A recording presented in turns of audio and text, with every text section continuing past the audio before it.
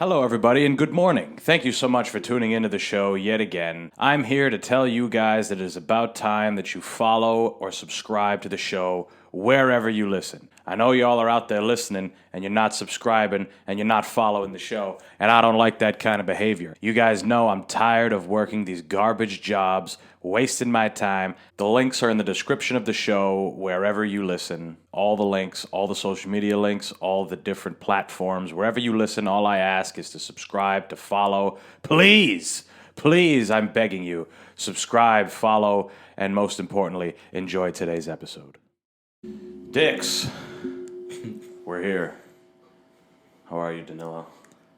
We didn't hang out fucking 3 days ago. No, I'm doing well, man. Since Sunday when I last saw you. Since the war. Yeah. Yes.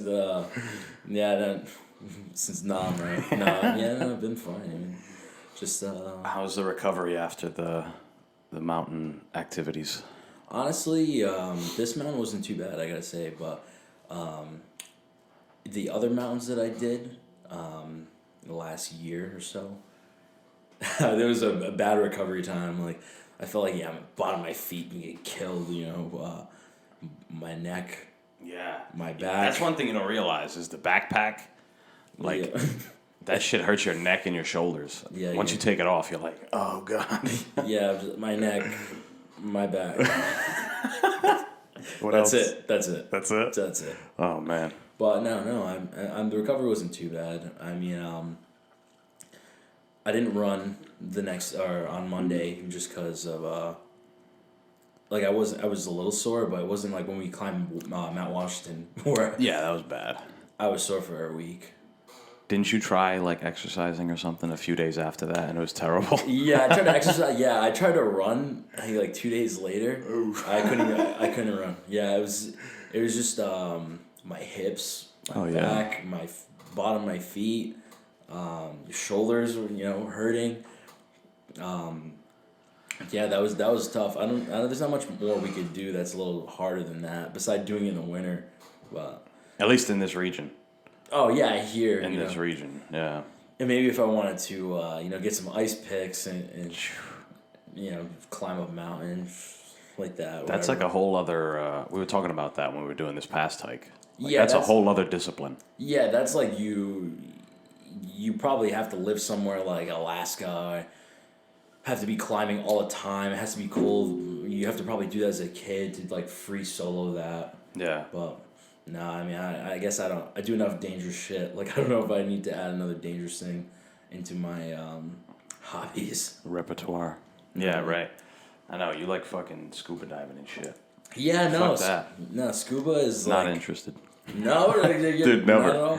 I'm not interested in, like, I see people kissing dolphins and shit and letting dolphins hop out of the water onto them. I'm like, bro, dolphins rape. I have no interest to hang out with Yeah. dolphins. I don't like anything that has to do with the water unless I'm swimming in it actively. Yeah, but the dolphin raping is number one. That's the scariest thing. I guess probably. I don't like dolphin rape, but I'm not saying like I'm afraid to go scuba diving because I might get raped by a dolphin. I'm just saying, like, I never fucked with aquariums. I never wanted to go whale watching. Not interested in any of that shit. Just I not don't know why. just not a water guy. Like, Anti deep sea. I'll tell you what. So the first time that I went scuba diving, it's crazy. I'll never forget. So I signed up and I went to Hawaii to take the. There's no class. They let you just do it. They show you. So I didn't really research the nuances of what it takes to scuba dive. So I show up the first day. They were like, "What's your weight? What's your height? How old are you?" They just give me fins. They just give me gear, and they say, "Here you go." We jump on the boat. Maybe like 10 minutes. They go, "Okay, here you go, guys. Like, this is gonna be your scuba diving class." They say, "Okay, so don't hold your breath ever. If you hold your breath, your lungs can pop." And I'm like, "Oh my god." Wait, with the if you have the thing on. So what happens is your lungs can come so when you go lower into the water, your lungs are almost like a balloon. Yeah. So what ends up happening is your lungs are your lungs get compressed in when you go lower as you descend. So Yeah. your lungs go small, small, small, small, small. So there's so much pressure. Think of your lungs as a balloon. So your lungs get small, small, small. But when you come back to the surface, your lungs expand. So what they try to tell me is, listen, don't hold your breath because your lungs can collapse. Don't swim up too fast. Like if you get scared and you're at the bottom, don't swim up too fast because your lungs can pop. Yeah. Or you can get sick, which they call the bends, but it's like you can have like bubbles in your blood, which can make you sick, and in extreme cases it can kill you. So I didn't even know any of this. So they telling me this within like 10 minutes. They're like, okay, yeah, don't do this. And then we're like, why? Why not hold your breath? Well, your lungs can collapse. Anyways, we gotta show it. It's just like going over it like nothing. But in the class, like later on, I took the actual class, but they just kind of run it by you quick. So then, what I didn't know as well is when you're going down, you're descending, your ears start to feel pressure, and you need to kind of they call it equalizing. So what an equalize is like if you're kind of on a plane and you're coming down, you're descending, you're landing.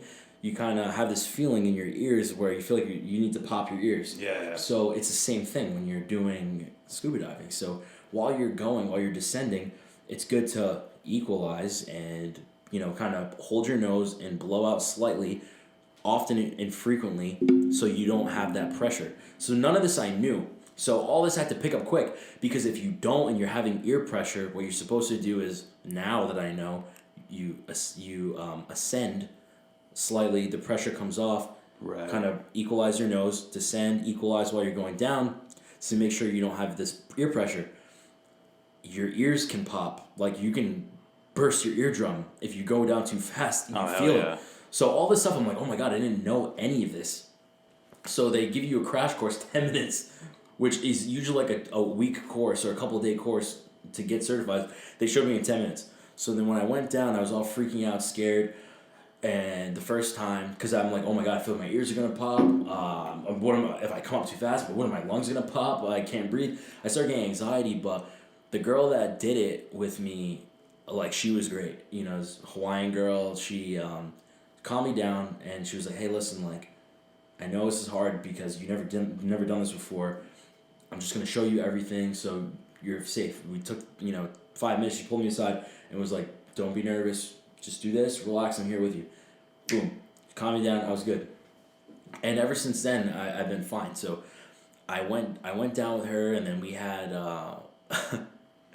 I went down with her, and we had a big group, and we just swam in the ocean, and we were going through these like coral reefs, and there was a moment where I just sat there, and you look around, and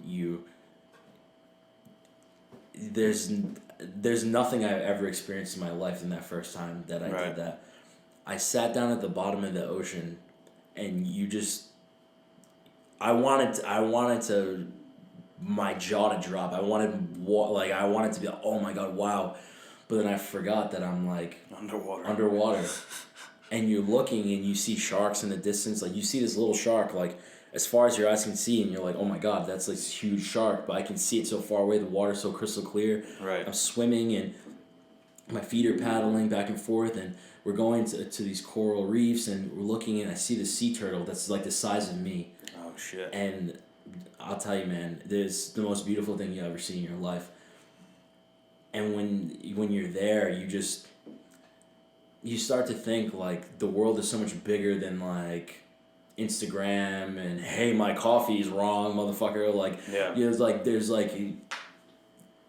life is so much more than what we think it is, and quite frankly, our problems aren't as big as what we think, and so I had this different perspective of life when I did for the. I know it sounds pretty corny, whatever, but there's something about doing that is. I don't think there's anything that's more, like, for lack of a better word, obscure than diving into the ocean. I think the only thing that's more going into a new land and obscure, unfamiliar is probably going to space.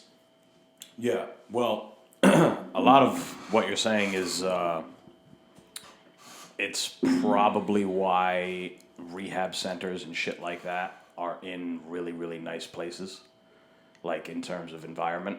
They're out in the woods somewhere. They're somewhere nice in front of a lake or some shit like that. Because I think anytime you're in an environment that doesn't require you using any of the constructs that we have built as humans, whether it's money or status or fucking a job or Instagram, social media, like you said, anytime you're in a place like that for an extended period of time, it definitely makes a difference. Like, it makes a difference on yourself. It makes a difference on your thoughts, your ability to be alone. There's so many people that are obviously scared to be alone, but I think they're more scared of being lonely, if that makes sense, than being alone. Because I think, and this is just my opinion, there's so much you learn when you're alone about yourself, important shit, like self-knowledge type stuff when you're alone. And it only heightens when you're in one of those places under the fucking ocean or in a mountain or somewhere. Yeah, because like we talked about in other times I was featured in the show, like David Goggins, a guy that I look up to, a mentor. He talks about in a lot of podcasts he's on, or a lot of books he's, the book he read, he wrote or whatever. He said like meditation. Sometimes you don't need to have like these words of affirmation, silent hum, and you don't need to do all that all the time. Sometimes you can get to where you want to be and to be mindful and just wake up in the morning and not listen to music or not listen to an audiobook or just sit in silence. I agree with you. You learn a bunch when you're alone, whether it's in a relationship you're alone, or whether it's you're just alone working or alone exercising. Like, I think there's a lot to be said and there's a lot to learn in those moments, and I have learned a bunch. Like, I feel like for a long time I shared my time with someone for a long time and I felt like I lost myself. And then when I was able to be alone, it's actually when I discovered who I really was, and a lot of my anxieties and my pressures went away because I had lost myself. I didn't even know who I was anymore because I just was living for something else. That's what makes any relationship, not even a platonic relationship where you're with a partner. It's any relationship. That's what makes it tough. Once you start, the lines kind of, or the fields of view kind of blend in together, where you think that living for yourself is kind of a selfish or an afterthought, and you also kind of think that if you're living for each other, then you're ultimately living for yourself as well. And again, I'm talking about even a job, a boss-employee relationship. There's, plenty of that shit that happens too, where people live for their fucking job. They think they're living for themselves, when in actuality, they don't sleep well, they don't eat right, they can't find time to exercise, they can't find time to be alone and leisure and all this other shit. So it is weird. It's a fucking strange balance. Yeah, it is a weird balance. And I like that you brought up with work too, because working in HR, like there's a lot of devotion that you have to your work. Like, you really have to love HR to be able to do HR, because it's for like a really unique person. The reason why I say that is because you are putting a lot of hours in, but you're tugging at your emotions always. You're always toying with your own emotions in HR. So like, what I can relate from what you're saying is that, like, for myself, I feel like in a way, like, I'm devoted to what I do, in a sense where in HR is one of the only jobs where you have to be the most empathetic person in the facility, but you also have to be the biggest sociopath, because without breaching confidentiality or what I on this in public forum, there's situations where sometimes you have to help someone and you have to be empathetic, and there's other times where you have to lay the law down and you put your feelings aside. Mm-hmm. So there's always this tugging at your emotions that you are kind of indebted to your career. So that's why I say you have to really love that nature. You have to really love that field of work, because you're going to really be devoting a lot of time. I go home, I think about my job all the time. Mm. I think about, okay, how is everyone going to be happier? How can we get new people in here? How can we get better people in here? How can we fire the people that need to go and they're bad people? How can I punish this person? How can I award this person? How can I present an idea to everyone? Like things like that I'm always thinking about. But I do because I really like my career. I really like my job. So if you're not that kind of person, then this is not for you. Like that's where like if you have an entrepreneurial spirit, HR might not be for you. Right. Because you really have to love what you do. Not to say that I wouldn't ever have an entrepreneurial aspiration, because I certainly would like to one day, but my job is what I really like and my passion, and I think I'm really good. I think I'm built for HR. Well, another thing that makes it tough for people to kind of separate, their personal struggles or ideals or whatever, is because they have an identity towards something. Like, kind of what I'm referring to is when you see an athlete retire and they don't know what to do. They can't switch course. They weren't able to find a new outlet, a new medium.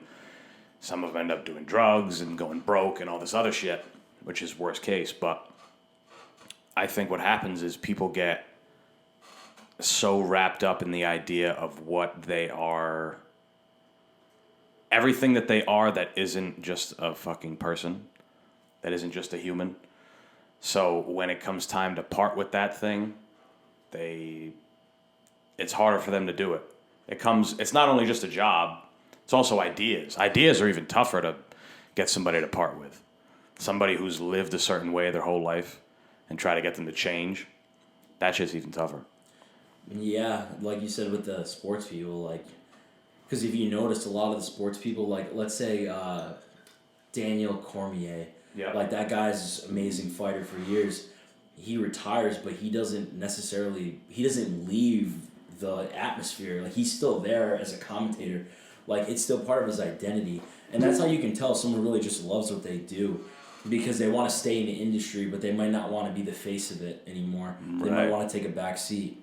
But I think that's challenging, like you said, like, because for a lot of us, your work is your identity. Like, because 40 hours of the week or 45 or whatever I'm doing is you're playing this role. I'm you're this doing guy. something. I'm wearing this hat. Yeah. And it's throughout the middle of the day. So, I wake up in the morning, I exercise, eat breakfast, meditate, do my routines. But for a good part of the day, most of the day, my job. That's what I do. So I think that's what's so important. Like, if you don't really, I think at this point in my life, I'm starting to realize that you really need to love what you do. Because am I unhappy? Today I lost it. Like, I lost my temper. I was so mad. I was like, I fucking hate this shit. Fuck this place. I get mad too. But at the end of the day, like, every day is different, and tomorrow's a new day. Tomorrow there's days where I come out, I really love my job, I really love what I do. Other days I hate it, but overall, I know that I really like what I do. And I think I have a purpose, I have a voice, I work with decent people. My boss respects me, my boss validates me, he empowers me, so I'm getting paid a fair, generous wage. I have enough time off. People respect me, I have status, I have everything I could really want. Could I want more money? Yes, of course. Could I want a better title? Of course. There's many things you want, but at this very moment, I'm very happy. So, what I'm getting at is, this point in my life, I could take a job that pays more, but why would I? Because I actually do pretty well where I am. Yeah. Well, I was gonna say environment makes a big deal too. Like, the fact that you say you work with decent people and. There's shitbags. There's plenty of them. Right. But there's a lot of great people. Yeah, but that makes a difference, is what I'm saying. And my boss, my bosses in particular are great. Like, I work in a prison, and the warden, I always say he's like the sweetest guy ever. Sweet man. Like, he really just wants everyone to be happy, and he works really hard to please everyone. So I really enjoy working for him. He's a really great guy to work for. So when you have someone like that, like you want to do your best. You want to impress this guy. You want to give your 100% all the time because you know that he's always looking out for you. He's always trying to empower you, and you have his ear. He cares about you, so you want to do the best. So the environment, it's tough. I work in a prison, so it can be a little hostile at times with the staff, or they just had to deal with detainees shitting themselves and they had to fuck cleaning up. But then now they're coming to me because their pay's wrong. They're pissed, So things like that happen. But overall, I know the warden cares about me. I know he cares about the facility. So, like I said, you want to do a good job. So what I'm getting at, in essence, is that you can have a not great job. You can work in a shitty place, or you can work in a great place. But if your leaders you don't respect, or they don't validate you or respect you, what's the point of what's the point? That can make or break anything. I had jobs where I lost my job and I had to do a valet job. And I felt like that was, at the time, I felt like it was so beneath me to do valet. And I was like, oh, I have a career. I can't find a job. And now I have to do this side valet job. And it was a hit to my ego. But that was probably one of the funnest jobs I ever had because there was no expectation. The boss was awesome. And the people I worked with were pretty fun to work with. And then the wage wasn't that bad for what I had to do. So yeah. You never know. You could have a shitty job, but everything else could be good, so... That makes everything. Or you could have a job with all the status and money, but you're miserable, you have no time off, your quality of life's bad, and that could make you lose your mind. Right. Could you do me one favor and pull the microphone, like angle it toward you a little bit more? Oh, there we go. That looks a little better. It's been bugging me this whole time. Yeah, you ever watch the show Monk? Monk, yeah, that's my godmother's favorite show. Yeah, you know how he's like fucking anal about everything? Yeah, I know he's like a germaphobe and everything. Yeah, that's how I felt in that moment. The whole time I'm like looking at it. But being a warden, that's got to be to do that. You gotta have like some insane faith in law and order. Like to be a judge, I've always thought about this. Not becoming one, but to be like a judge or to be a lawyer or a warden or this type of thing where you're in charge of a big function in the legal system, in the judiciary system. My mom is definitely calling me right now. I'll have to get back to her. Sorry, Ma. I'm doing a goddamn podcast. Missed my 2 calls I called you with earlier. Yeah, so the thing about being a warden, it's really you just have you have all this power, so I think I might be incriminating myself right now, but what I started to realize too is that what's really the most important thing to me, and I learned working here, is not really like titles and everything, but to have power. Like, and getting back to what you're saying about the warden has the most ultimate power. He runs this whole facility, and we give him that power. And so we're actually relieved and funded by the U.S. Marshals and ICE. So there's a board that that works for the city, and he's actually an appointed person. So he has all this power. But what I'm getting at too is what I've always kind of wanted, and what I didn't realize till I started working here, is that I just wanted power. And when people say, "Oh, you want power," like, "Oh, whoa, that's bad. Power's bad. Power's bad." Power's not bad, and here's why. Why having power is really important is because if you're a good person, you can make so much change, and you can be an influential person. Right. So what do people really want about a job? They say, "Well, oh, I can't move up anywhere. I can't do anything. I have no say. Or I have a horrible boss." But when you have power and you have influence, you can change everything. That's why, like, if you want to go into management, you might not make a lot of money, but you start having say and stuff. Right. So that's what I think what's good about being the warden, because the warden, this is his land. So he gets to, every decision gets run by him at the end of the day. He can veto anything. So he has the ultimate power.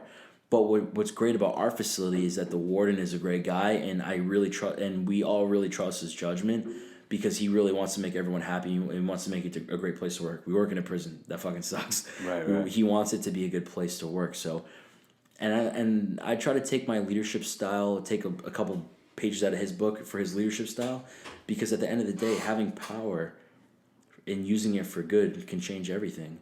You could be a boss, and you can give your subordinates all the tools they can to succeed, and you can watch them grow. And I learned that from my time in the military too, where you have a horrible boss, and it kills everything. Right. Where what if you could be the boss? What if you could be the best boss this person ever had? That's kind of what gets me going, and say I can help people. I can be influential. People can respect me. People can look up to me, and we can just keep everyone grows. We can all. Right. Well, someone with a mindset like that is more deserving of power, and it obviously, but here's the thing. The reason why people have such a stigma about that word is because it's gotten in the wrong hands, and it continuously gets in the wrong hands. And what happens is we base who gets these positions of power kind of on arbitrary things. Not all the time, but sometimes. How long somebody's worked at a place. Just because seniority, who's the most a lot of times it's like a loud minority, and I mean minority as in like someone that they might not be the best person, but they're just the loudest outcast. So right, so everyone tries to give them a shot. Yeah, exactly. Like there's people that I've seen in my military career or in my civilian career where they're what we call a loud minority,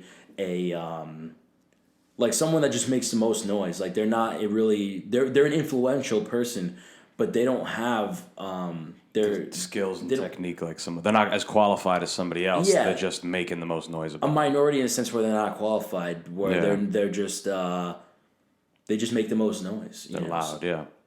No, but or they're the ones they're the only ones that put in for a position of power. Right. Maybe the good guys don't want it, so that's true too. That happens a bunch. That's a good point. I was also going to say just because what they're saying fits the narrative, because the narrative doesn't always mean that it is the correct way to handle whatever's happening. It's just what everybody agrees on, Yeah. And that also puts people in these powerful positions. And another problem with that word is once you give somebody a new level of power, they don't want to give it back. There's no stepping down from where they are until they're done, until they've had their fill of influence. Now, again, there are obviously plenty of people who can take power and make it a beneficial thing for everybody. And also, the word power is a very big word. When you think power, you think like a world leader or a fucking big boss of a Wall Street bank or some shit. But power could be the guy who owns the gym that you train at. He has the power just of when it's open. When it's open, the people who work for him, the people who make the environment, the people who clean the machines, the people he hires to do the classes that everybody gets a chance to go to so people keep coming back. All that shit. So you're right. It is a word that I think a lot of people are. They don't like. They get very squeamish or like weary when you start talking about power. It's a part of the animal kingdom, son. Yeah, it is it's a part of the animal kingdom, and just in our everyday lives, or just having power in a sense of. You shouldn't even power shouldn't even mean like you said, world domination. Power could just mean power over your emotions. Yeah. Power over your mind. Power over your having discipline. That's power in essence. So I don't think that people should be so afraid of just the word power. I think everyone should be lusting and craving power, whether it be at your job, whether it be in your relationship in a healthy way, or in your own life, because you can have power in your relationship where you say, okay, well, I have certain expectations, and I'm gonna make sure that they're communicated. Or you could, I mean, power is like such a vague word. It can mean really anything. It doesn't have to be any like, because if I said power in a relationship, you say, oh, what, you just want to dominate somebody? No, maybe take a lead in the relationship, and that could give you power. But you could Just communicating. just communicating, or giving you power in a sense where you control your emotions. Say, okay, well, she's making me mad, but I'm gonna have power over myself or emotions. Know that I love this person, and I'm not gonna get out of hand, or I'm gonna have discipline and whatnot. So these words kind of weave together, but no one really thinks about that, because when you think power, you're like, ooh, whoa, what's up with you? Like, you crazy? Like, Yeah. what do you want to, like? Are you a control freak or something? But no, I don't think it's a bad thing at all. And like you said, in the right hands, power is great. Dominatrix. They love power. Someone's buzzing you too. Your mom? My dad's actually, my dad's headed to California. Is he? Yeah, so. What happens out there? Yeah, so my dad actually, funny that my dad's calling me. My dad's going to California to learn how to paraglide. Wow. Like you have a backpack fan. And you fly in a parachute and whatever. That's what paragliding is? But it's like power gliding. There's paragliding, I think, which is just like that, like that fucking triangle thing. Yeah. But parasailing, something like that. Basically, I don't know what it is, but basically there's like a big backpack he wears that's a fan. With a fan, yeah, I know what you're talking about. Yeah. You ever see? It was like a big. Oh, who was fighting? Lennox Lewis and maybe Evander Holyfield. It was a heavyweight fight. Maybe one of them was involved, but the ceiling in the arena, there was no fucking ceiling. It was just an open arena, and a guy like crash landed in the ring doing that, like the backpack with the fucking whatever it's called. Did he die? No. He didn't like wham crash, but he was like, and he like slowly like his shit got all caught in the wires and everything that was going on, and it stopped the fight for like 30 minutes or something. They had to figure out what the fuck, like how to get this guy untangled and shit. Oh my god. Pretty crazy, right? Yeah, no, my dad's turning 50 this year, so he's midlife crisis. Yeah, he midlife crisis for sure. Like, he's doing this whole whatever it's called. He's doing, That's so funny. He just bought himself a brand new with however thousands of dollars he spent on a Rolex. Nice. He always wanted. He's going to Burning Man, doing all this weird. Burning Man. Yeah, he's going to Burning Man. He's doing all this shit. He's gonna get high as fuck. He's gonna do hella drugs out there. Yeah, honestly, I hope he does. In a sense where get it out of the system. Do it. Live your life. I love my dad, but I definitely I wish he would have done this sooner. Right. Live your life. Don't just blow your load of life right now. You should just have always been doing this, but it's really your fault. You got shot out of his nuts, and now. Yeah, I'd like to think that I wasn't the reason why my dad didn't live his life or whatever, but. That's what we were talking about, right? Did we start this about talking about kids, or that was before we were on? I think that was before we were on. No, I think we said something about. Yeah, that was before we were on. Yeah. They do. They end your life. You can't go parasailing when you got a fucking kid at home. I mean, when you have a grown man, my dad's like, hey, man. I think it's different where I'm like, okay, cool. But if I was 12, I'd be like, I'd be like, the fuck? I thought you were making quesadillas.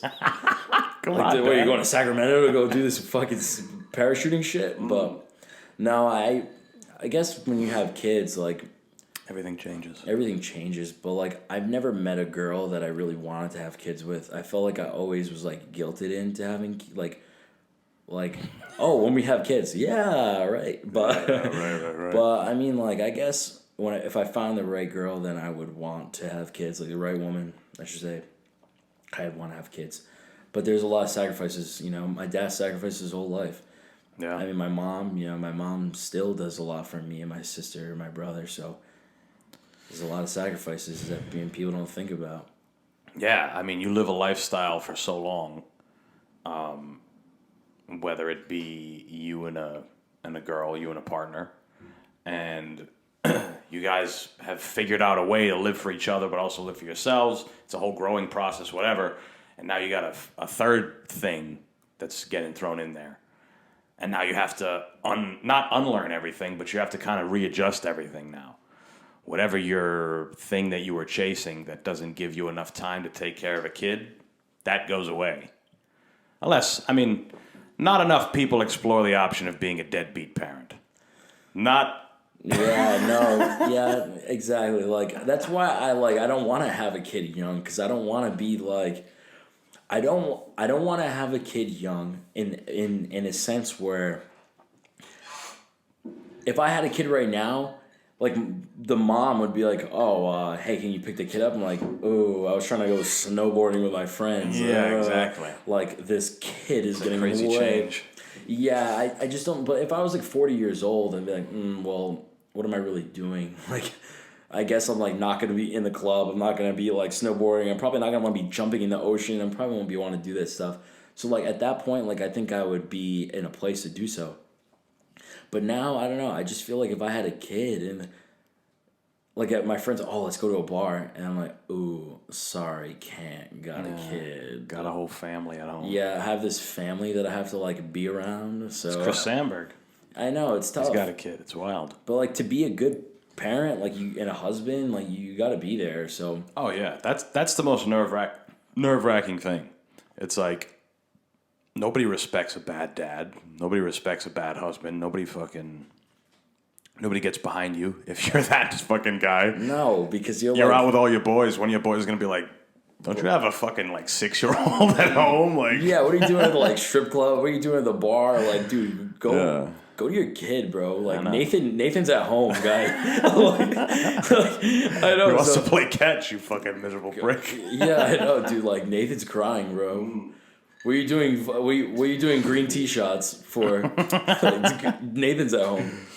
Yeah, I mean, and here's the thing is, if having kids doesn't change your perspective, I would think you were the wrong person to have a fucking kid. Yeah, You know? I agree, because there's something like, even the idea of having a kid, like if I think about it too much, I'm like, oh, I'm starting to think differently. Shit. Yeah. Yeah, because Think about all the adjustments you would have to make now. you have to. Like, I don't know. I just don't want to be like, I'm just afraid that if I had a kid, like right now, like let's say I had a kid right now and then I'm 24, turning 25. Let's say the kid's 5, I'm 29, turning 30. And this kid's like, oh, Dad, I want Jordans. I'd be like, no, kid, I don't want fucking Jordans. Like, dude, no. No, I want Jordans. What are you talking about? I know. You wear fucking Skechers like I did because I was poor. Like, so you'll be poor too. So I don't know. I'm too selfish right now, man. Like, I'm way too selfish. Bro. Now's the time to do it, though. Like I said, if I was like fell madly in love with a girl and woman, whatever, and she wanted to have kids, I would do so. But it's never happened to me. Not yet. So. A lot of people are having kids older. Like that generation of get married at 23 to your high school sweetheart and have kids and a house and all this shit before you're 30. That kind of isn't the thing anymore. Like people are willing to spend their younger years either living some certain way that they know they won't be able to when they're older, whether that be traveling or working or doing fun stuff or pursuing some dream or some shit like that. Like, I think people are more content to do that, and then eventually, later on, once things kind of fall into place, there's a little more stability in whatever you decided to do. Maybe now I think you're ready to settle down, you know? In your 30s or something like that. I think it has something to do with, like, most people our age are swimming in college loan debt.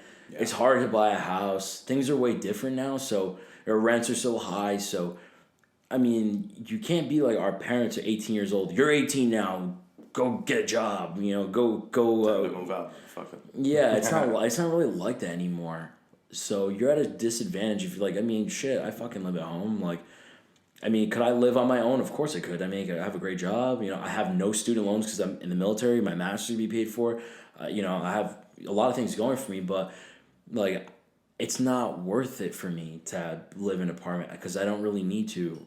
So, it cramps my style. I have a girl over and say, hey, mom, don't come downstairs. But at the end of the day, like, any woman that likes me and that respects me and that wants to be with me will understand that, yeah, I'm living at home. It's not because I'm a deadbeat. Like, I have a career. I have all these things going for me, but it's just not smart for me to do that right now because I want to buy something. I want to have my own thing. So the best option for me is to do that. And I'm lucky that I have a cool mom where my mom's like, okay, I'll take the dog upstairs, it's fine. So we have a great relationship. So where that's okay. So, I live in a big house and my family's cool about that stuff. So it's okay. I'm not really doing that all that often anyways. But maybe I wish I was more of a stud. I bring girls up all the time. Maybe, but I'm just kidding. No, I don't know. I still respect my house and stuff. So right. It's not an issue. But it's get back to what we were saying is it's just not like the times have changed. So having a kid like 22 years old, like. I mean, shit. Dude, my grandmother the other day was bugging on me because I'm moving to New York and shit. And she's like, she basically paid for me to go to school. And I went to school not for me, if I'm being honest. I went to school for my family. But either way, she paid for all that shit. So she is like, why aren't you putting that to work? Like, you should be putting that degree to work. And I completely lost my train of thought. She was bugging on me. She's not using their degree properly. Right. Oh, yes. She goes, you need to get a good job and then you get benefits and insurance. She's like, how are you going to take care of your family? And I'm like, I don't have a family. What are you talking about? How are you going to make pastiche? Yeah. Well, she's Italian. Oh. How am I going to make lasagna? Yeah. How am I going to make prosciutto? Yeah. Prosciutto di Parma. How are you going to have 3 refrigerators in your house full? Yeah. So, you don't like... But you can't. She's from an entirely fucking different generation. She's 85 years old, so it's like, yeah. I get it. I'm not salty about it, but it's like, bro, I don't have a family. I don't envision myself having one anytime soon, if I'm being honest. No. Not even within, I don't know, 10 years maybe? What am I, 24 now, 34? That's not a terrible time to have a kid if I'm in a place of security, No, and what's really good about being a man, I hope I don't get canceled for this, but what's really good about being a man is like, I could be 50 years old and be like, you know what? I want a kid. And you could find a woman that's like 30, 35, and she's like, oh, I've been looking, I'm finding someone, and I'm later, and you could have a kid, and you could do it. But if you're a woman and you're 40, 50 years old, you could do it, but there's there's consequences that come. Yeah. So they have this like maternal clock, but so fortunately for you and I, we have all the time in the world, but I think with women sometimes as men we feel the pressure that we have to be on their time, which I think that's what leads a lot of men to be in relationships with younger women, because we have a little bit more time to money to decide. And if you're taking a role as like a traditional man, which don't cancel me for saying this either, if you're taking a role as a more traditional man, you would like to be the breadwinner. Yeah. So you might want a younger woman that might look up to you, or you might be able to take care of, so and a lot of men still like that, so and if they do, that's their prerogative or what have you, but that's what men do. They want to fix. They want to that's why in arguments, when they argue with women, it doesn't happen at the same time. Like, women want to fix ideas, and I think men want to fix situations. Like, elaborate. Like this, okay, me and Caroline are arguing about some shit, which we do very rarely.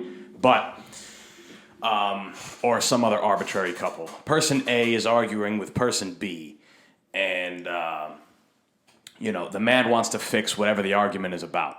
Like right now, okay, let's say the man didn't take out the trash. The woman is angry.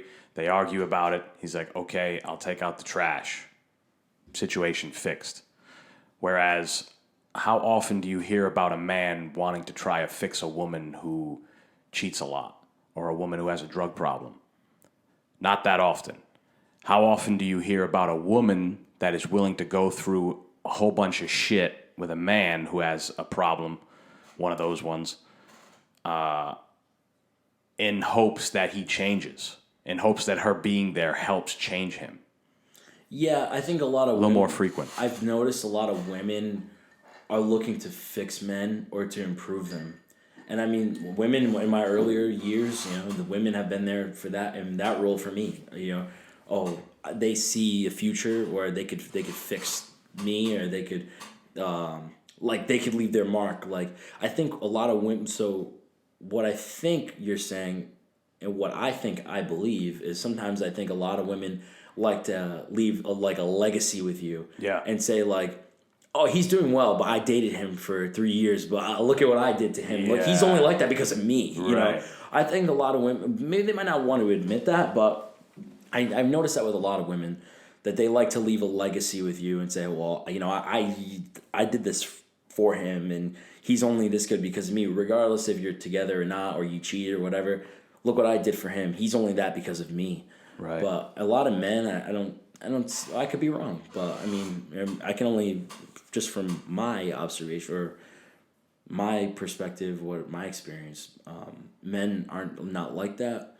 But yeah, I do see that a lot though with women. But with men, I feel like we get validated differently. Like, I feel like as a man, generally speaking, like, to please a man and to please a woman is completely different. Mm. Like, a woman, like, they're really men look for reasons. I think women are a little more, I don't want to say emotional, but yeah, maybe that might be the right word. Emotionally charged.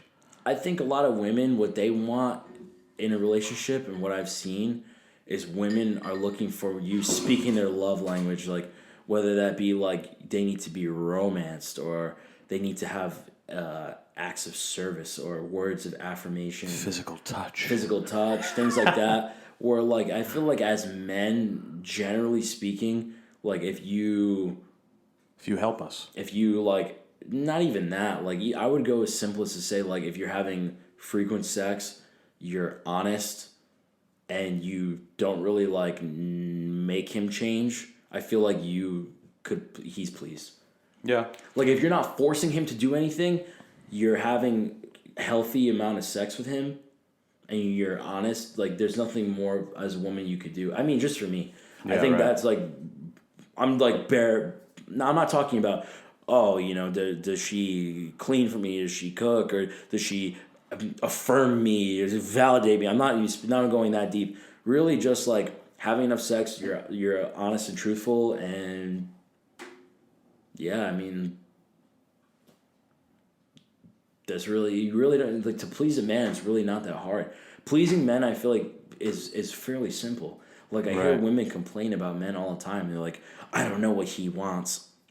Well, he's probably a shitty guy. He's probably cheating on you. He probably sucks. Right. But like, most men are just very simple. We're so simple. Like, just eat, sleep, do our little hobby thing, have sex. Yeah. Honestly, that's really it. Think about it. Just let me do my little things, like, whether that be your podcast, or that be me. I want to go snowboarding. I want to go scuba diving, or a video game, or whatever. Like, just leave us alone. Let us do our little hobbies. Have sex with us, and that's kind of it. And just don't cheat. Yeah. What else could I? Or don't force me to change. What else could I want? But I'm telling you, that's hard to find. No, it is. That's hard to find from a woman, because women want to leave. Like I said, I feel a lot of women want to leave their legacy on you. They want you to change. They want you to be a certain way. But no, it's. I think that's really it. But that's what makes it really important, that you have to find someone that loves you for who you are already, not who you are going to be or who they think that you can be. Because if you find someone that just loves you for who you are, then you can just do that. You can just do you. I read Think and Grow Rich not super long ago, and there's a book to read. Yeah, it is. It is. You're right. It's a little mundane, but a lot of reiterating of the same point. But there's a chapter in there where it talks about successful men who were who claimed that all of their success was drawn from the person that they were with, their wife, their girlfriend, a woman that they were with for a very long time, which is interesting. It was interesting that Napoleon Hill took a whole chapter of a book that is basically finance meets self-help. For people who haven't read the book, Napoleon Hill took like 20 years and he interviewed like 500 of the top CEOs in the country. Yeah, it was like Andrew Carnegie, Rockefeller, like all these huge Incredibly, moguls at the time. Yeah. Yeah, and he basically deduced the things that they all kind of had in common. Common denominators, of all of them. Like, it's an interesting book. And to piggyback on what you're saying, I think it's super important, like, whether you like Barack or not, like, there's no denying how powerful Michelle is. Influential, how influential she is. Like that's, I don't think there's anything better, like, in a sense where she's such a powerful, strong, influential woman. Yeah. Alone, and with him being who he is, I don't think there's anything that's like a better match for them. So there is some truth to that, because think about it, like, if you have someone that's dragging you down, it's going to affect your performance, whether it be at work, your health, who you are as a person. That could change everything. So I agree. And you're spending so much time with that person, because look, you're spending 40 hours a week or more at your job. And where's the rest of the time you're spending? With that person, probably. You're spending like at least 6, 7, 8 hours in a bed with them. Yeah. And then you're waking up in the morning with them, cooking breakfast, whatever. You're having dinner with them. All the rest of your time is going with this person, your wife, your husband, whatever. So, it's going to affect you. So I think they're the most important person in your life. So you'd want them to be. I would like to have a strong woman. I would like to have a woman that's going to make me feel like they can uplift me, or so. Well, that's intimidating for a lot of men. Being with a woman who doesn't need them, essentially. Being with a woman who is self-sufficient. Because as men, like we were mentioning earlier, especially the older you get, you want to better someone's situation. You want to have a younger girl, not only because of what we're talking about, but also because it's a younger girl. And, an old man wants to hit some of that. And if we're being honest, we could be fucking honest. You could be honest, yeah.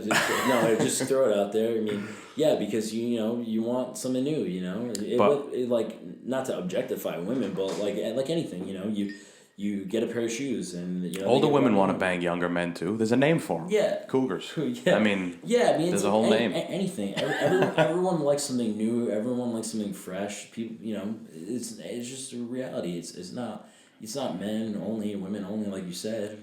Women want younger men too. Yeah, but when a man is confronted with a woman that he likes, but she's also like, I don't know, a fucking neurosurgeon, or some high-ranking person in a company or some shit like that.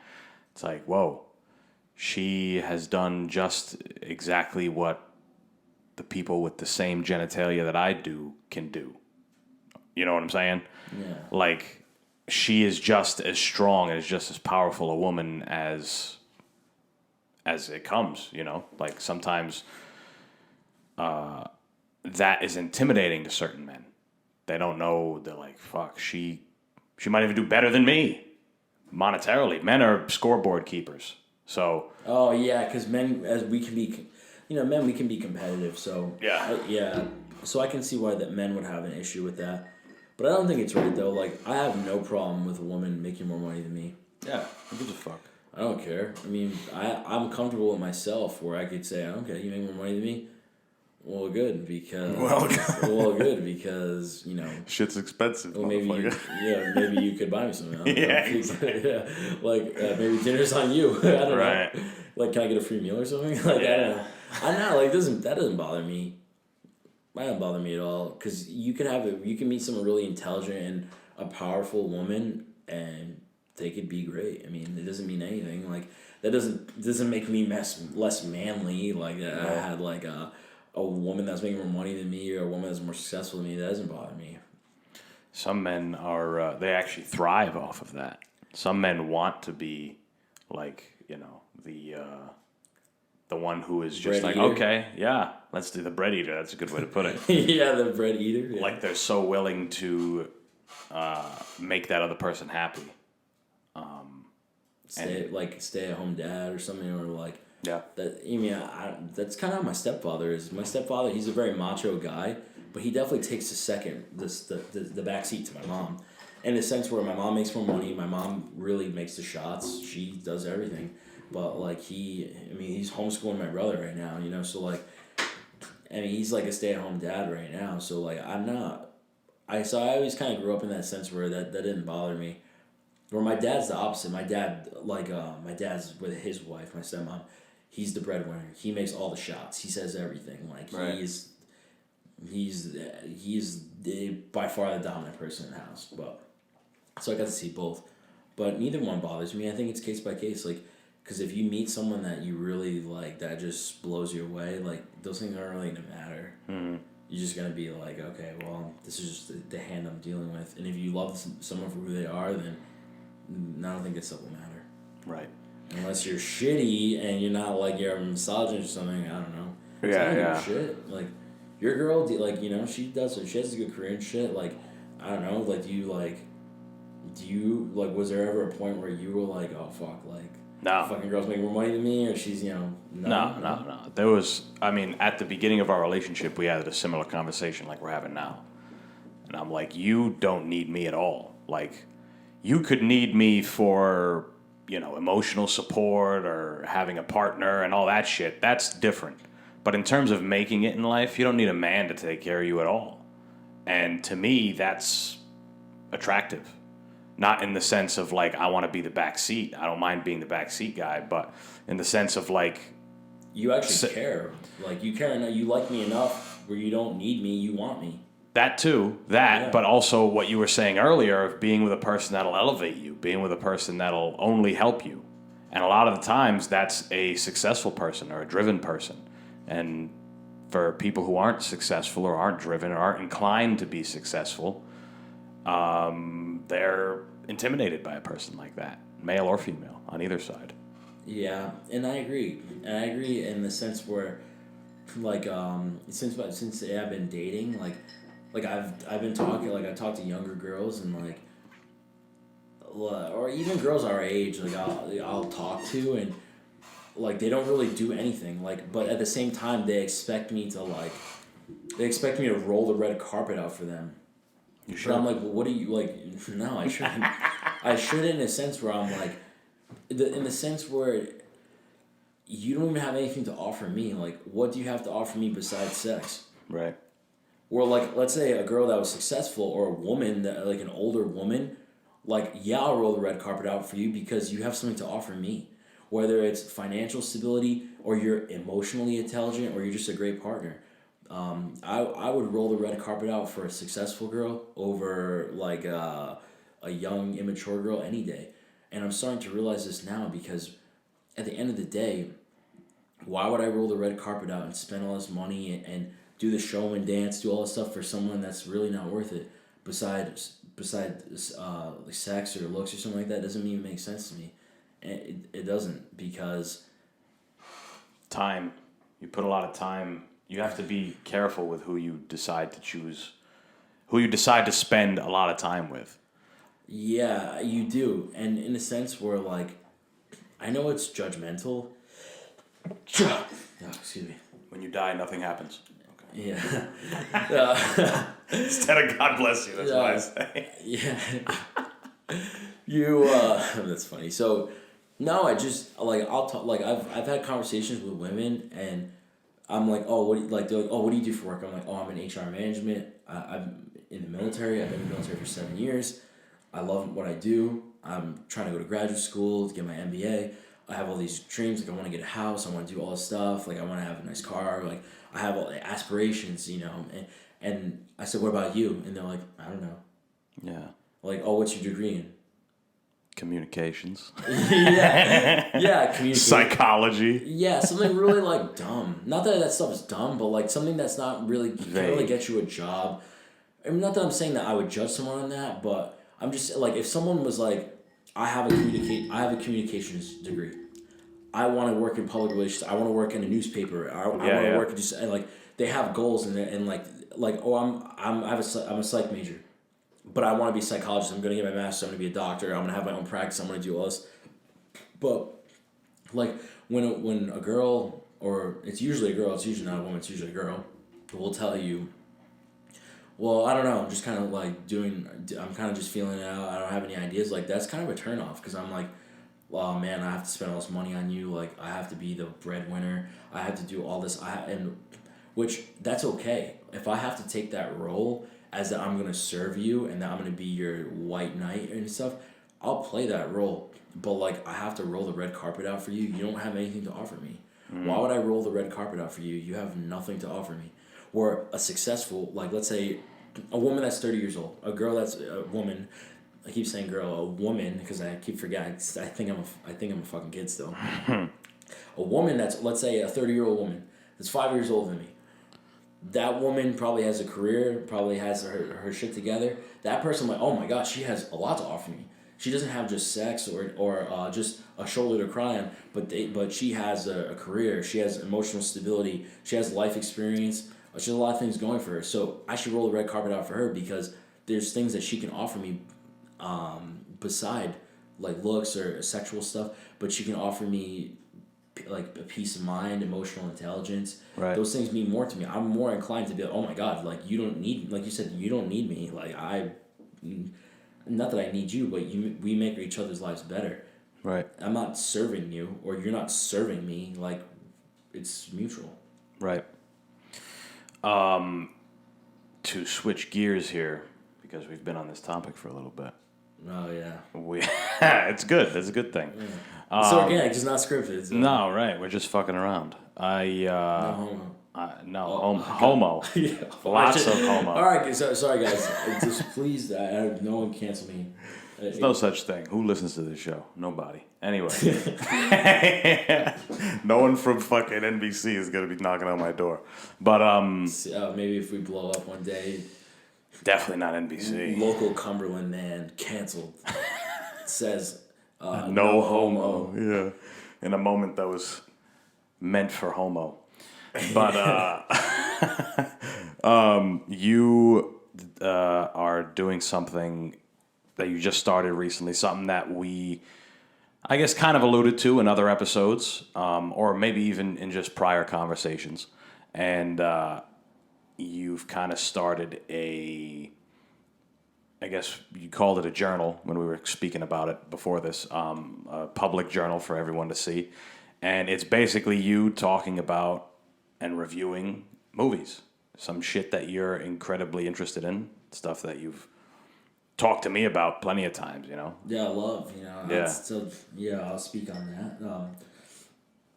that. So I had this idea where I said, people have told me in the past that you should journal stuff. Why don't you journal things? And I'm like, I don't want to like write in a diary. It's not really my thing. But what I started to do is I started going to movies all the time, like a couple years ago, and I just love watching good movies, and old, new, whatever, everything, all genres. The only thing I'm not crazy about horror.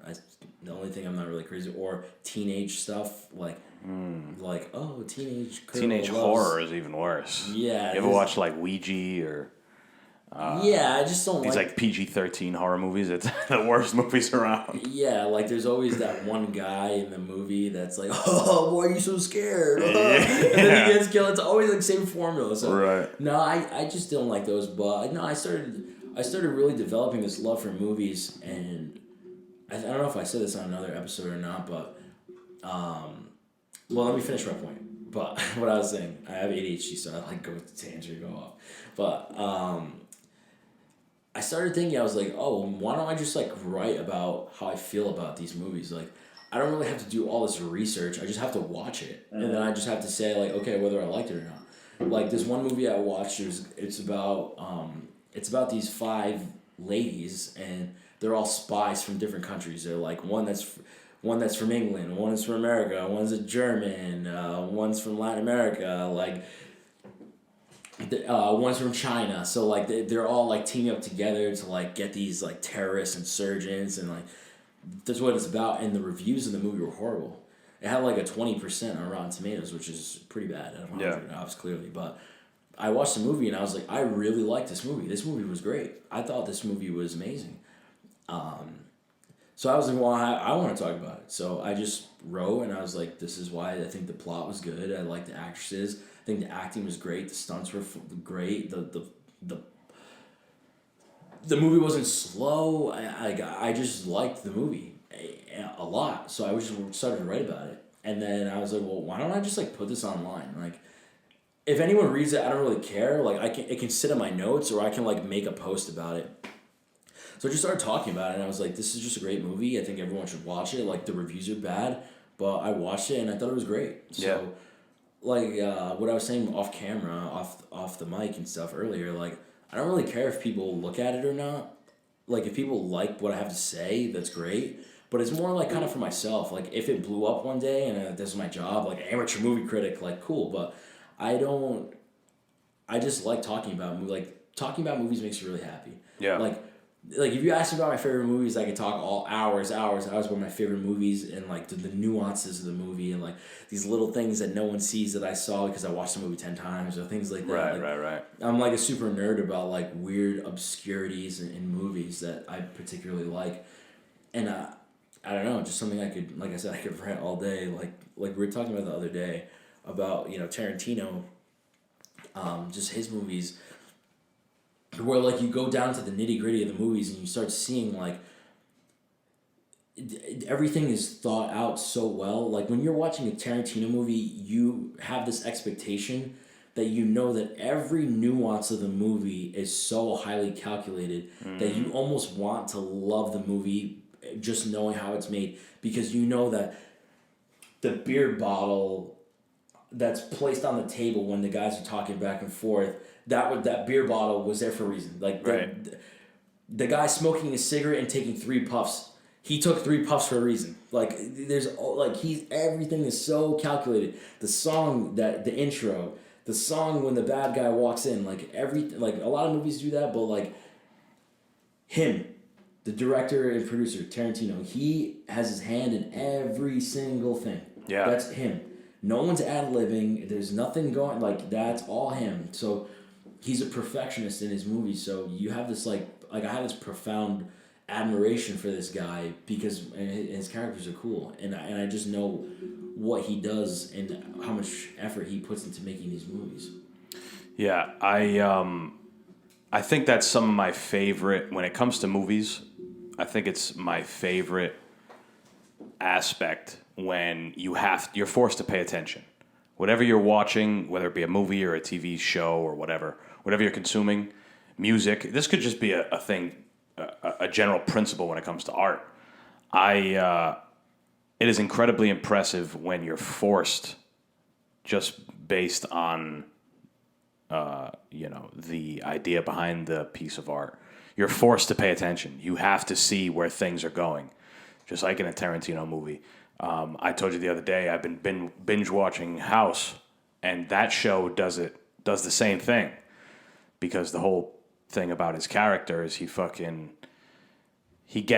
a genius, but he gets his ideas from random things that happen. Someone says a word that refers to the beginning, something that happened in the beginning of the episode, and he's like, oh yeah, right, and boom, and he fucking cures him. It happens it's a little more blatant when it comes to a TV series. But when you watch a brand new movie for the first time and you're like really focusing on everything, that is the most engaging to me. It doesn't matter what genre it is. However, typically a movie like that is kind of a drama or maybe even action or something like that. But that to me is a true show of artistry. Yeah. You're forced to pay attention.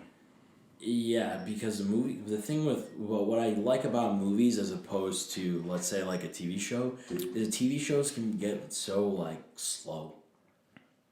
Because they're over a longer period of time. Yeah, because you have a show that's 20 episodes for a season, it can get really slow. Where a movie, you have this probably no more than 3 hour slot. You have, like, between 2 and 3 hours to get the whole story in. So I feel like movies can be pretty fast, like, compared to a show. Like, I think to be a TV show lover, like, I think it's set, like, having a good TV show, I really believe, means more to me than having a good movie. Because having a good movie, you just have to compress things into a smaller package.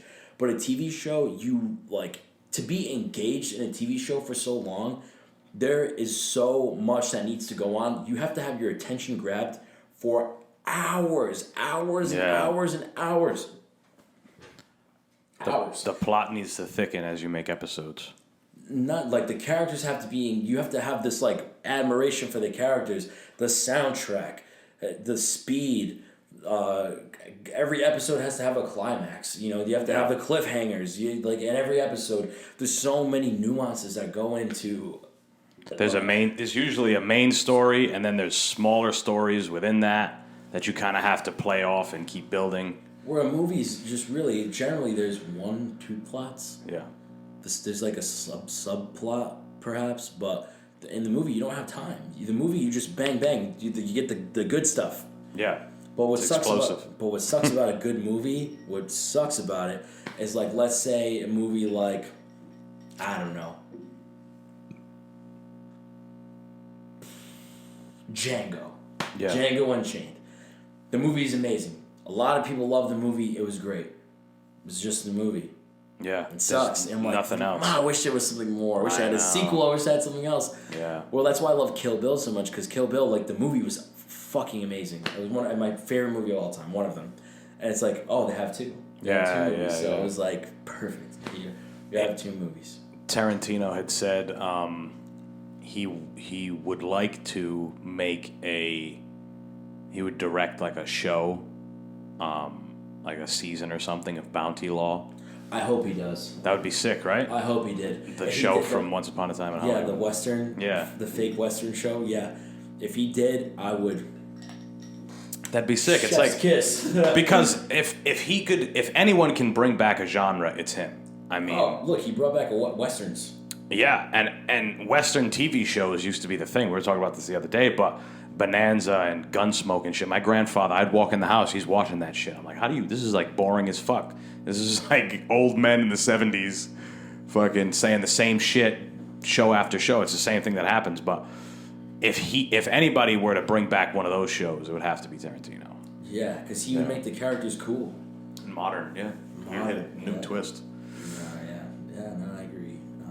The thing that fucks me up about movies and fucks me up about shows and shit like that, but usually movies, because when my girl was here, we'd always have like, what are we going to watch tonight? And we could never pick because both of us are so accustomed to the movies we've already watched. And it's like, we want to refer those to each other. And then once we've done all the movies we've watched, then it's like, okay, now we have to invest 2 hours into some shit that might suck. You know what I'm saying? Like, there's some movies that are tried and true that you can watch, and like they're objectively pretty good by most people. Yeah. What do you mean you never seen Blade Runner? Right. Like I watched. She put me on to The Martian. Right? Is that what it's called? It's a great movie. Where Matt Damon. Matt Damon. Yeah, that movie's phenomenal. It's a great movie. Yeah. But a movie that we watched together, one that I wanted to tell you about. It's only on Apple TV. You might be able to get it somewhere else, but I would recommend watching it. It's called Swan Song. It's fairly new. Have you watched The Green Book? No. Not familiar. There's a The Green Book. I'll look up both. They're both phenomenal. Green Book, I recommend. I mean, watch both of them, but both stories are great. Green Book's a true story. I'm forgetting the actor's name. He's probably in other stuff. He has a really long, like, Arabic name. He's a black guy.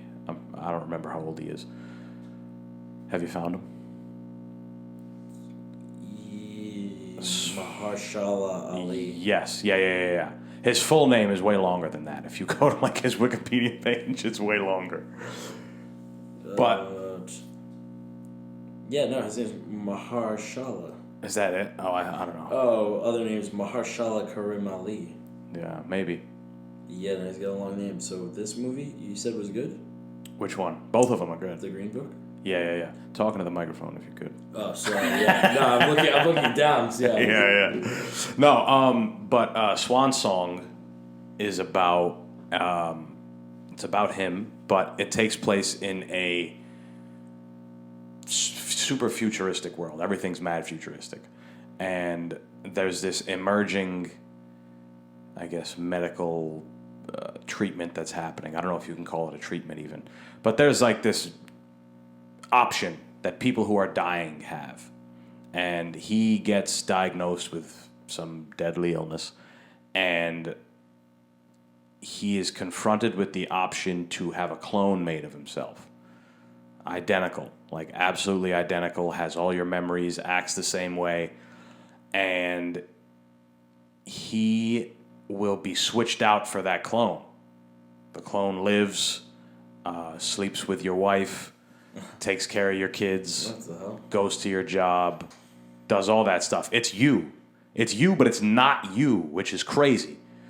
Because this guy is confronted. It's like, you know, he's staring at himself.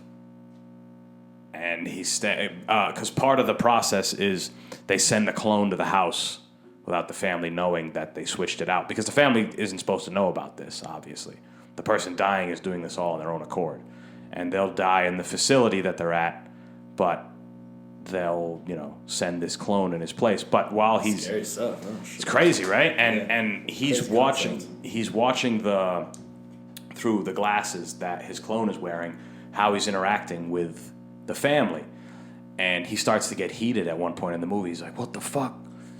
He's like, he's fucking with my kids and my family and shit. And the people are like, it's you, that's you, and all this shit. They're trying to calm him down. It's an interesting dynamic. Because imagine being confronted with some shit like that. Like, and his wife also experienced some traumatic shit. So he's like, I don't want her to, now if I'm gone, what the fuck happens, you know? But it's just an interesting movie because this guy is confronted with an incredibly strange situation and a weird solution, if you want to call it that. Some like Black Mirror shit. Is it? I never watched Black Mirror.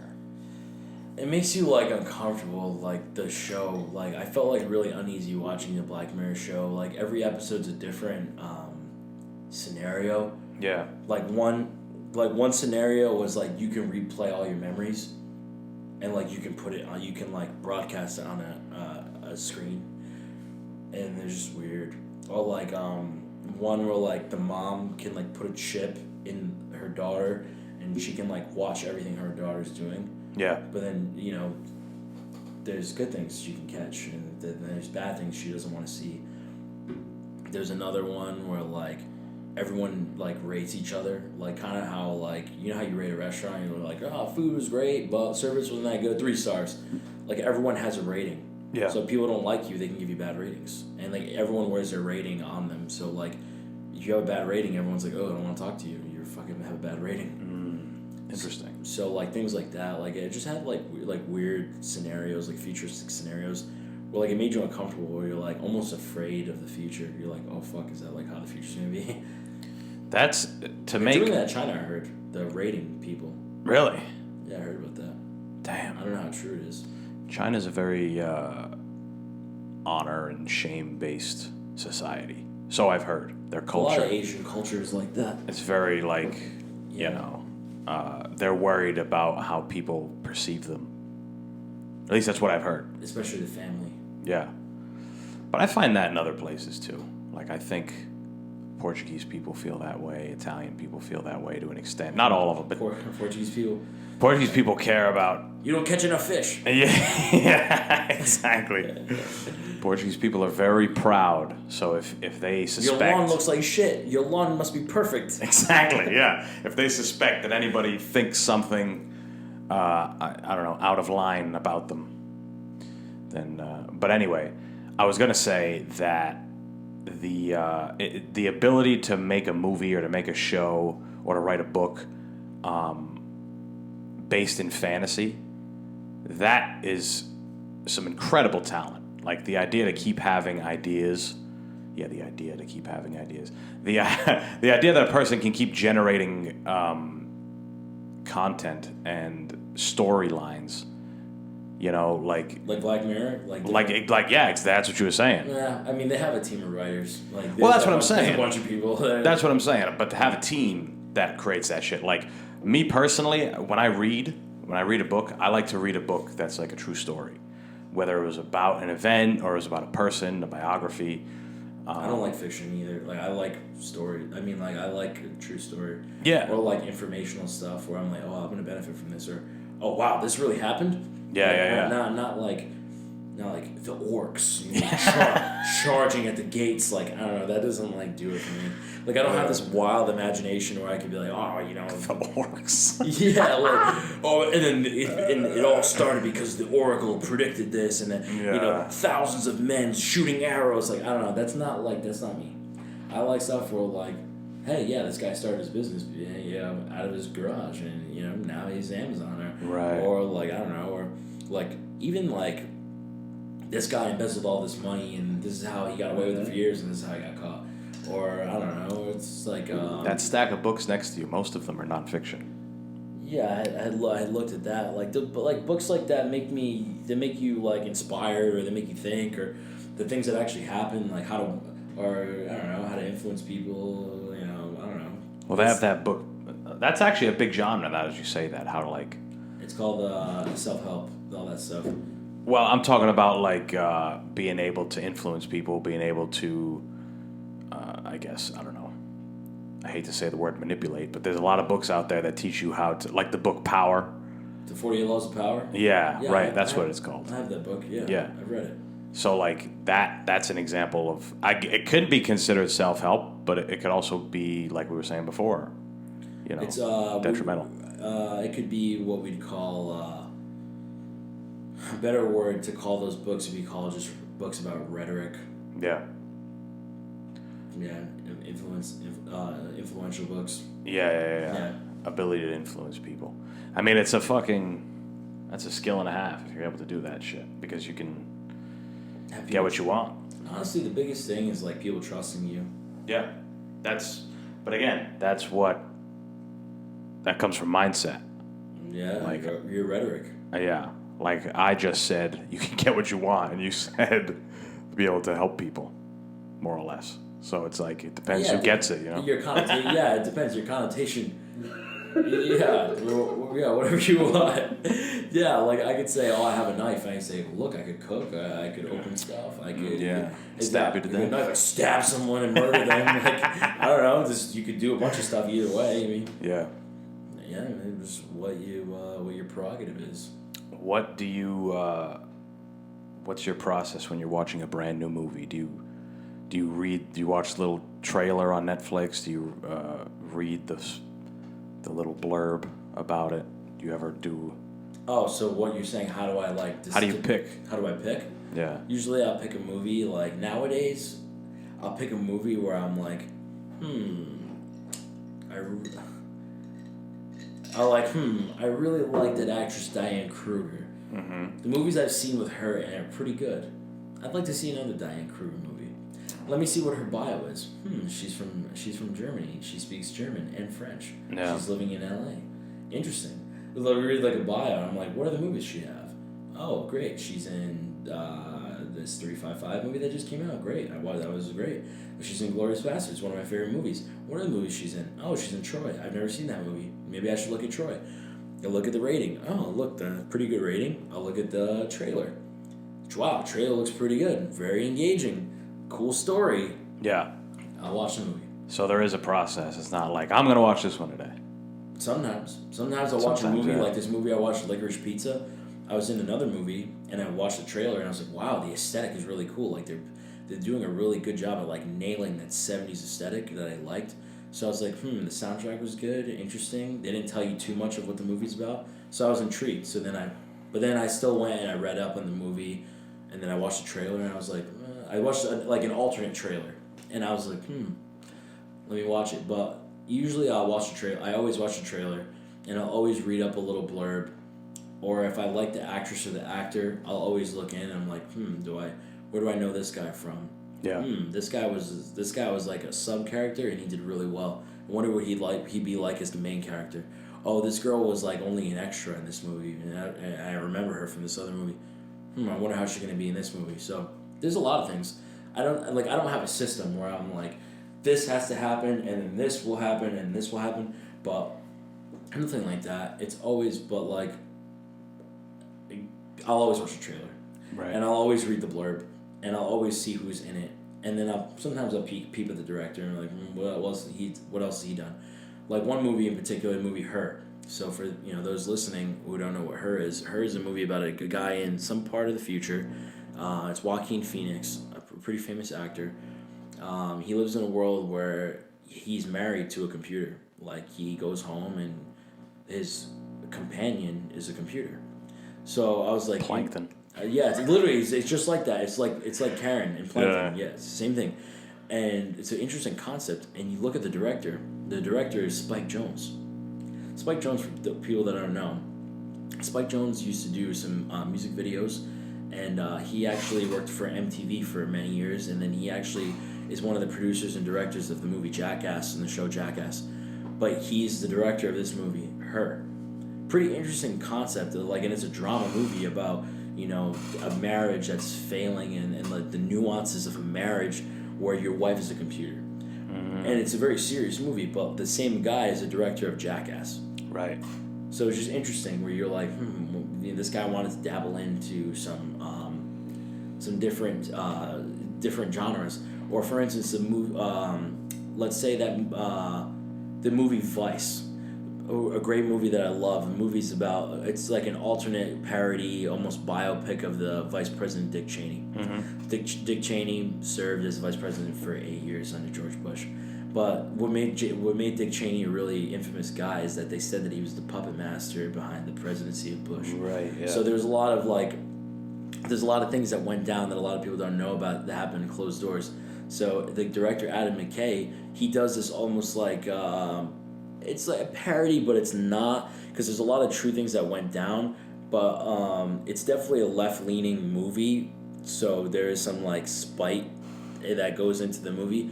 However, in the movie, he does a really good job of showing that Dick Cheney again was a human, because he was painted as a mysterious man. He's the puppet master of America, and he's controlling everything, and he's evil. But there was a lot of layers to who he was, and that the media doesn't show that he was a family man, that he had some type of values, and at the end of the day, he believed what he was doing was right. So right. What I'm getting at is this guy makes this really complicated, very serious movie about a politician that's known as an infamous figure, and some people would call a war criminal. But that guy did Step Brothers, and that guy did Anchorman. Or that guy did Talladega Nights. So the director was doing comedy for years and years and years, and then he dabbles into something more serious. Yeah, no, it's interesting. It is interesting when a guy can go ahead and switch it up. Same thing with actors. Like, have you ever seen? Oh man, what's it called? It's a movie with Will Ferrell, but he plays an actual part, like a serious part. It's not a comedy movie. I don't think I've seen him not play a comic. Oh, man. I'm forgetting what it is, but we watched it, what was it, my senior year? Somewhere in, what was it, Mr. Ryan's class or some shit? But it doesn't matter. It doesn't matter what class it was in. I don't know why I brought that up. But he plays this, like, really rigid, like, tax assessor. And everything in his day is planned out. And he meets, what's it called? Harold Crick. No, that's not the movie. Stranger Than Fiction? Stranger Than Fiction, yes. So it's a woman that's his name. His name is Harold in the movie. Yeah. It's a woman that is writing a book, but it's happening in real life, if it makes sense. Like, this lady's a third party, but in real life, Will Ferrell is meeting a woman who is the complete opposite of him, and they fall in love, and it's a stupid movie, if I'm being honest. It's a rom-com, I guess. But it's not a comedy, though. I don't know why I said com. It's really like a romantic movie. Mm-hmm. And it's not a lot of funny moments at all for Will Ferrell, who only does stupid, funny movies. Like, hey, look at this, poop, pee, pee, stupid, like, like... Look at this mentally handicapped fucking character that I'm playing again. Look at all the room we have for activities, like, stupid shit, like... But he is one of the best at that. He is modern when it comes to like modern day. Or Adam Sandler in the 90s, early 2000s. Jim Carrey, those guys, like, they killed it. Yeah. For a long time. Andy Kaufman beforehand. Yeah. Did you ever watch the documentary of Jim Carrey going crazy when he played Andy Kaufman?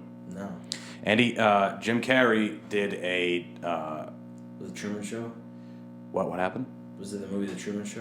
I don't know the name of the movie. I never watched it, but he plays Andy Kaufman in a biography, and Jim Carrey his number one influence was Andy Kaufman, and you can see it if you watch Andy Kaufman movies or Andy Kaufman skits.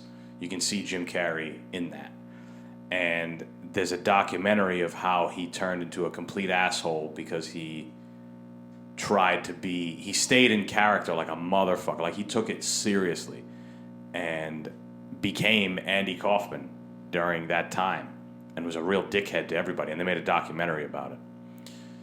About Jim Carrey? About that about the filming of that movie and how Jim Carrey went off the rails to become this character. Man on the Moon is what's called? It could be, yeah.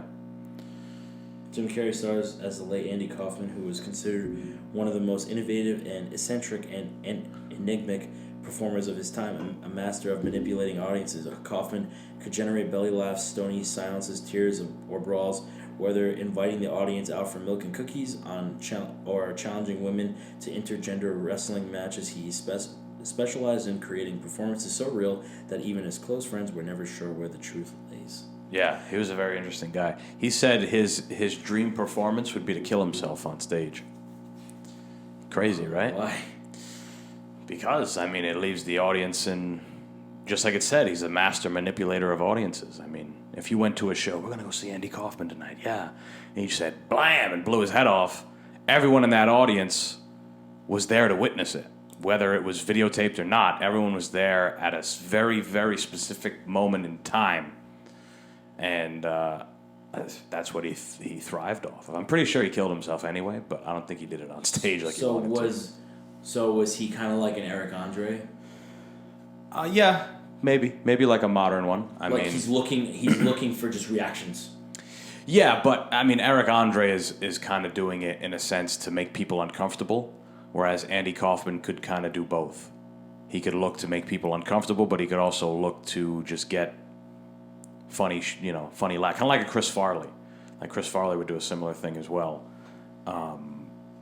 where I heard somewhere when you're on stage as, whatever your thing is, if you're a musician, if you're a comic, if you're whatever, if you're not up there doing whatever it is that you're supposed to be doing as a comic, being funny, as a musician, making people bounce and having the crowd going, if you're not up there doing that, at least be interesting. Like, that's the other route, which is why you see bands like, first one that came to mind was Guar. I don't know if you've ever heard of Guar, but they're not a huge thing anymore. But for years, they were known for their theatrics on stage, or even more... like Slipknot or something? Well-known. Kind of a similar genre, but even more well-known, we'll say Ozzy Osbourne. Where, like, yes, musically, made some of the best music with Black Sabbath and everything. And his own, yeah. But when he wasn't doing that, he was doing crazy, outlandish shit that made him interesting. So I think Kaufman and Jim Carrey kind of take that blueprint. And there's plenty of actors that do the same thing, So Jim Carrey went crazy playing him? Yeah. So crazy, I guess, that they had to make a documentary about it. I didn't watch it, but it looks incredibly interesting. I'll have to watch it. Yeah. That's something I would actually like to watch. Yeah, they said he turned into like a real asshole, I guess. But his justification is like, what would Andy do? Like, I'm trying my best to play the role of my life. Because he's a method actor, right? Is Jim Carrey? What's the difference between a method and a character actor? I mean, character actor, obviously you can tell they play different. Like Leonardo DiCaprio is kind of he's an incredible character actor because he can play all different kinds of people. No, but more so like Jim Carrey, like from what my understanding is Jim Carrey, like, or like Heath Ledger, like they get so deep into the role, like they go home as like that role, like I know Jim Carrey, like he goes so deep into the role, like he goes home to his wife and he's like, I'm Abraham Lincoln. Like, yeah. You know what I mean? Like so I know that's like they get so deep into the role, like they don't get out of character. They're on set and like Jared Leto's the same way. Yeah. Like that House of Gucci movie, like he's like, hey, hello. Like, Yeah. like that. He's like that on set. You won't hear him be like not that person. Not that person. The character. Yeah. I mean, they say those are some of the toughest people to work with, I guess, in that industry. But because I've heard Jared Leto was a disaster, I guess, to work with, and he's a dickhead and whatever. But it works. These motherfuckers are good. Jared Leto, that guy, yeah, he's a great actor. So he's doing something right, I guess. Yeah. Bale, I heard, is the same way. Yeah, probably. But he's committed. He lost like 60 pounds to play the Machinist. And then he packed on like 60 pounds to play Batman. Right. Within like a year. He plays a bigger, even a guy even bigger than that. Like he had to get kind of fat. I forget what movie it's. American Hustle. He had to get fat for that movie. Yeah, which is crazy. I mean, these guys, and it's funny because 50 Cent did it for a movie that nobody fucking watched. Yeah, exactly. Like fucking was on death's door. Yeah, no one gives a shit about 50 Cent. That's why. Especially not his movies. No, his movies are fucking terrible. He was looking kind of heavy, hanging upside down. You see that? Yeah, the Super Bowl. He was looking kind of chubby. Yeah, he was looking bad. I hope I don't look like that. So fat. Right. It's tough. You get older. But you'd think a rich motherfucker would just keep doing TRT or, getting meals made. I don't know. Maybe. Yeah. No, maybe he doesn't give a fuck anymore. He's been famous so long, he doesn't really care. Yeah. He said, what was it? The Massacre? The one where he's like, it's kind of cartoony on the front and this shit. Oh, yeah. He said he said they did that because he was like out of shape. Oh, really? Yeah, they like cartooned it up and added shit to it to make him look bigger and in shape. Well, that's what he said. Well, it's kind of worse for him to have a cartoon. Like, yeah, it's just stupid. Oh shit! Well, man, I think this is a good time to wrap this motherfucker up. Yeah, no, on the 50 Cent being fat note. 50 Cent being fat, yeah. Yeah. On that note, yeah. Where can people find your new page? I know it's on Instagram only. On Instagram, yeah, Danilo's Movies, Danilos. Movies. Yeah. I'm on Instagram. If you give a shit about what I have to say, listeners, about movies, or if you ever want to talk about movies, I can talk about movies all day. If you want to just chat. Do you have like a specific like time that you put posts up? Like, do you want? I know you're not looking at it as anything serious, but do you do like once a week or some shit like that? Yeah, I do like once or twice a week. Yeah. All right, fuck it. There you go. Yeah, let's chat about movies. Follow the motherfucker. Yes, follow me. Get him out of prison. Get me out. I work in a prison. Get me out of prison. Yeah. He wants to talk about movies for a little. I want to talk about movies. I don't want to work in prison anymore. I just can't. I love my job, but I work in a prison. Yeah, what are you gonna do? I work in prison, so fuck it. Thank you all so much for listening. Follow the show wherever you listen to it. Subscribe if you're on YouTube. Follow the social media. Links are in the description. That's it, motherfuckers. We're done. Peace.